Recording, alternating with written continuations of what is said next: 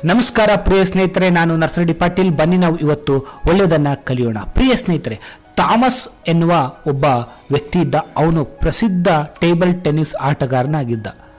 ಅವನಿಗೆ ಬಹಳ ಟೇಬಲ್ ಟೆನ್ನಿಸ್ನ ಕ್ಷೇತ್ರದಲ್ಲಿ ಅತ್ಯುನ್ನತ ಸಾಧನೆಯನ್ನು, ಒಲಿಂಪಿಕ್ ಮೆಡಲ್ಗಳನ್ನು ತಗೊಂಡು ಹೆಸರುವಾಸಿಯಾಗಿದ್ದ. ಆದರೆ ಕೊನೆಯ ದಿನಗಳಲ್ಲಿ ಅವನು ಇನ್ನೂ ಒಂದು 2 ವರ್ಷ ಆಡಲಿಕ್ಕೆ ವಯಸ್ಸಿದೆ ಅನ್ನೋ ಹೊತ್ತಲ್ಲೇ ಅವನಿಗೆ ಕ್ಯಾನ್ಸರ್ ರೋಗ ಬಂತು. ಆಗ ಅವನು ಜಗತ್ ಪ್ರಸಿದ್ಧಿಯಾಗಿದ್ದರಿಂದ ಅನೇಕ ಅವನ ಅಭಿಮಾನಿಗಳು ಅವನಿಗೆ ಪತ್ರಗಳನ್ನು ಬರೀತಾ ಇದ್ರು. ಆಗ ಪತ್ರಗಳ ಜಮಾನ, ಈಗಿನಂತೆ ಮೊಬೈಲ್, ಫೇಸ್ಬುಕ್, ಟ್ವಿಟ್ಟರ್ ಇಂಥವು ಯಾವೂ ಇರಲಿಲ್ಲ. ಅಂಥ ಸಂದರ್ಭದಲ್ಲಿ ಮೊಬೈಲ್ಗಳಿರಲಿಲ್ಲ. ಹಾಗಾಗಿ ಎಲ್ಲವನ್ನು ಪತ್ರ ವ್ಯವಹಾರದ ಮುಖಾಂತರವೇ ಸಾಗ್ತಾ ಇತ್ತಲ್ಲ. ಹಾಗಾಗಿ ನೆಚ್ಚಿನ ಆಟಗಾರನನ್ನು ಗುಣಮುಖರಾಗಲಿ ಅನ್ನೋ ಕಾರಣಕ್ಕೆ ದೇಶದ ಹಾಗೂ ವಿದೇಶದ ಅವನ ಅಭಿಮಾನಿಗಳು ಅವನಿಗೆ ಪತ್ರವನ್ನು ಬರೀತಾ ಇದ್ರು. ಅದಕ್ಕೆ ಆಗಿಯೇ ವಿಶೇಷ ಪೋಸ್ಟ್ ಆಫೀಸ್ಗಳನ್ನು ತೆರೆಯಲಾಯಿತು.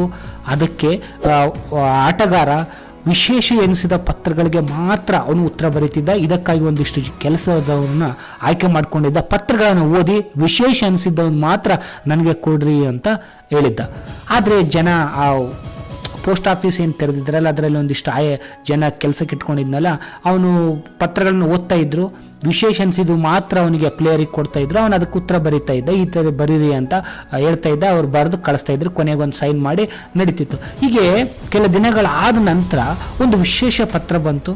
ಆ ಒಂದು ಪತ್ರವನ್ನು ಓದಿರ್ತಕ್ಕಂಥ ಕೆಲಸಗಾರರು, ಯಾಕೋ ಇದು ವಿಶೇಷ ಅನಿಸುತ್ತೆ, ಅದು ನಿಮಗೆ ತಂದಿದ್ದೀವಿ ಅಂಥೇಳಿ ಆ ಪ್ಲೇಯರ್ಗೆ ತೋರಿಸಿದ್ರು. ಆ ಪ್ಲೇಯರ್ಸ್ ಅದನ್ನು ಓದ್ದ. ಅದರಲ್ಲಿ ಏನು ವಿಶೇಷ ಇತ್ತು ಅಂತಂದರೆ, ಒಬ್ಬ ಕ್ರೀಡಾ ಅಭಿಮಾನಿ ಕೇಳಿದ್ದ, ನಾನು ನಿನ್ನ ಕ್ರೀಡೆಯನ್ನು ತುಂಬ ಇಷ್ಟಪಡ್ತೀನಿ, ನೀವು ಅಂದರೆ ನನಗೆ ತುಂಬ ಇಷ್ಟ, ದೇವ್ರನ್ನ ಕೇಳಬೇಕಾಗಿತ್ತು, ಯಾಕೆ ಈ ಥರದ್ದು ಶಿಕ್ಷೆ ನನಗೆ ಕೊಟ್ಟಿದೆಯಾ ಅಂತ ನೀನು ಕೇಳಬೇಕಾಗಿತ್ತು, ಕ್ಯಾನ್ಸರ್ ನನಗೆ ಯಾಕೆ ಕೊಟ್ಟಿದೆ ಅಂತ ಕೇಳಬೇಕಾಗಿತ್ತು ದೇವರನ್ನ ಅಂತ ಹೇಳಿ ಅಲ್ಲಿ ಅವನು ಕ್ರೀಡಾ ಅಭಿಮಾನಿ ಬರೆದಿದ್ದ.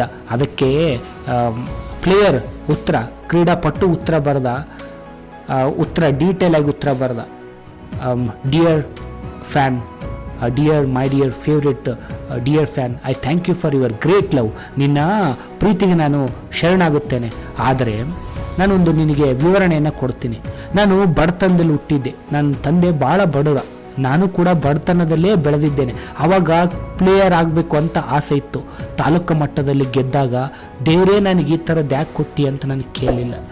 ತಾಲೂಕು ಮಟ್ಟ ಆಯಿತು, ಜಿಲ್ಲಾ ಮಟ್ಟ ಆಯಿತು, ಸ್ಟೇಟ್ ಲೆವೆಲ್ ಆಯಿತು, ಕಂಟ್ರಿ ಲೆವೆಲ್ ಆಯಿತು, ಒಲಿಂಪಿಕ್ಗಳಲ್ಲಿ ಕೂಡ ಮೆಡಲ್ ಸಾಧಿಸಂಗೆಲ್ಲ ನನಗೆ ದೇವರೇ ಇಂಥದ್ದು ಯಾಕೆ ಕೊಟ್ಟಿದ್ದಿ ನನಗೆ ಅಂತ ನಾನು ಯಾವತ್ತೂ ಅಂದ್ಕೊಳ್ಳಿಲ್ಲ. ಗೆದ್ದಾಗ ಒಂದು ರೀತಿ, ಸೋತಾಗ ಒಂದು ರೀತಿ ನಾನು ಯಾವತ್ತೂ ಭಾವನೆ ಮಾಡಲಿಲ್ಲ. ಆವತ್ತ ದೇವರು ಒಲಿಂಪಿಕ್ ಎಷ್ಟು ನನ್ನ ಜೊತೆಗೆ ಅದೆಷ್ಟೋ ಸಾವಿರಾರು ಜನರಿದ್ದರು ನನ್ನಂತೆ ಪ್ಲೇಯರ್ಗಳಾಗಬೇಕು ಅಂತ. ಅವರೆಲ್ಲ ಆವತ್ತು ಸೋತಾಗ, ನಾನು ಗೆದ್ದಾಗ ದೇವರೇ ನನ್ನೇ ಯಾಕೆ ಗೆದ್ಸಿ ಅಂತ ನಾನು ಕೇಳಿಲ್ಲ. ಅದೇ ರೀತಿ ಇವತ್ತು ನನಗೆ ಕ್ಯಾನ್ಸರ್ ರೋಗ ಬಂದಿದೆ ಅನ್ನೋ ಕಾರಣಕ್ಕೆ ದೇವರೇ ನನಗೆ ಯಾಕೆ ಕ್ಯಾನ್ಸರ್ ಕೊಟ್ಟಿದ್ದೆ ಅಂತ ನೀನು ಕೇಳಿದೆ ಅಂತ ನಾನು ಕೇಳಿದರೆ ದೇವರು ನನಗೆ ಚಪ್ಪಲ್ ತಗೊಂಡು ಹೊಡೆಯೋ ಸಾಧ್ಯತೆ ಇದೆ. ಹಾಗಾಗಿ ಭಗವಂತ ಏನು ಕೊಟ್ಟಿದ್ದಾನೋ ಅದನ್ನು ನಾನು ಸ್ವೀಕರಿಸ್ತೀನಿ. ಅದೇ ನನ್ನ ಬದುಕು, ಸ್ವೀಕರಿಸುವುದೇ ನನ್ನ ಬದುಕು, ಅದರ ವಿರುದ್ಧ ಹೋರಾಡುವುದೇ ನನ್ನ ಬದುಕು. ಜೀವನ ಯಾವ ರೀತಿ ಬರುತ್ತೋ ಅದನ್ನು ಚಾಲೆಂಜಾಗಿ ಸ್ವೀಕರಿಸ್ತೀನಿ, ಬದುಕ್ತೀನಿ ಅಂಥೇಳಿ ಮರು ಉತ್ತರ ಬರೆದ. ಈ ಉತ್ತರ ಅನೇಕ ಪತ್ರಿಕೆಗಳಿಗೆ ಪಬ್ಲಿಷ್ ಆಯಿತು. ಭಾಳ ವಿಶೇಷ ಅನಿಸಿತ್ತು. ನಮಗೂ ಕೂಡ ಅನಿಸುತ್ತೆ ಒಂದೊಂದು ಸರಿ, ದೇವರು ನಮಗೆ ಯಾಕೆ ಈ ಥರ ಕಷ್ಟ ಕೊಡ್ತಿದ್ದಾನೆ, ನಮಗೆ ಯಾಕೆ, ಕೆಲವು ಒಳ್ಳೆಯದು ಬಂದಾಗ ನಮಗೆ ಯಾಕೆ ಕೊಟ್ಟಿದ್ದಾನೆ ದೇವರು ಅಂತ ಅಂದ್ಕೊಳ್ಳೋದಿಲ್ಲ. ಕೆಟ್ಟದ್ದು ಬಂದಾಗ ಮಾತ್ರ ದೇವರು ನಮಗೆ ಯಾಕೆ ಈ ಥರದ್ದು ಕೊಟ್ಟಿದ್ದಾನೆ ಅನ್ಕೋತೀವಿ.